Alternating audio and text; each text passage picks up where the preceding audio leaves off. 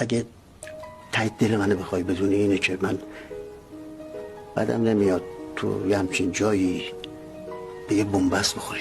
وا یه چی میگی آقا شامیز؟ چه حرفیه؟ معلومه که شوخی میکنی. شوخی نمی کنم، واسه این که دوستش دارم میخوام یه جایی یه وقتی سرت بخوری به یه سنگ کوچولو. والله باورم نمیشه. راستی میگی؟ حالا از خودتون پرسیدین چرا آدم ها مادراشون رو بیشتر از پدراشون دوست دارن؟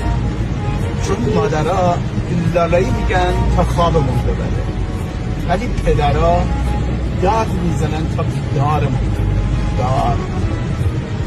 و از اینجایی که خواب شیرین تر از بیداریه ترجیح میدیم بخوابیم. وای چقدر سخت